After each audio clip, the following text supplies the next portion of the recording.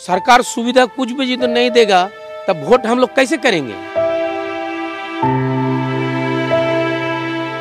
Vote कैसे करेंगे? Vote नहीं देने जाएंगे। ভাঙনে সর্বহারা সুরেশ অবলীলায় বললেন ভোট দেবেন না। বীরজুর কণ্ঠেও একই ক্ষোভের বিস্ফোরণ। প্রশ্ন তুললেন কি আশায় ভোট দেবেন পশ্চিমবঙ্গের মালদার বীরনগর এলাকার বাস্তুহারারা।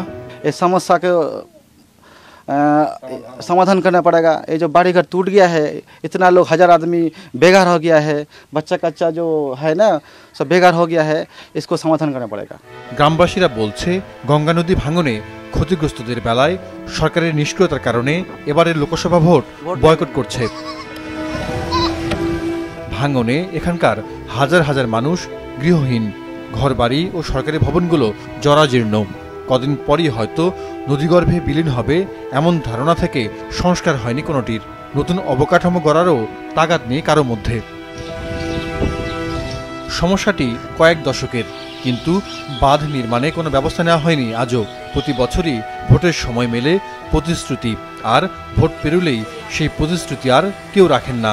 তাই এবার ভোট না দেওয়ার সিদ্ধান্তে একাট্টা গ্রামবাসী। ভারত জুড়ে চলমান নির্বাচনের তৃতীয় ধাপে 11টি রাজ্যে 93টি আসনে ভোট হচ্ছে। প্রথম 2 পর্বে ভোটের হার বেশ কম ছিল, যা ক্ষমতাসীন দল বিজেপির কাছে অনেকটাই অপ্রত্যাশিত।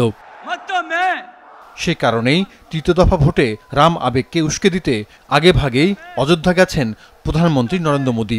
যদিও অযোধ্যার ফৈজাবাদ লোকসভা কেন্দ্রে ভোট আগামী 20 মে। ভারতের লোকসভার 543 আসনের মধ্যে 64টিতে জিতে টানা তৃতীয় দফায় সরকার গঠনে আত্মবিশ্বাসী নরেন্দ্র মোদীর ধর্মীয় উন্মাদনা সৃষ্টির জন্য সমালোচনায় মুখর বিরোধী দলগুলো। কংগ্রেস নেতা রাহুল গান্ধীর দাবি, কারচুপি না হলে এবার 180টি আসনও পাবে না গেরুয়া শিবির। জাহিদুর রহমান, মাছরাঙ্গা নিউজ ডেস্ক।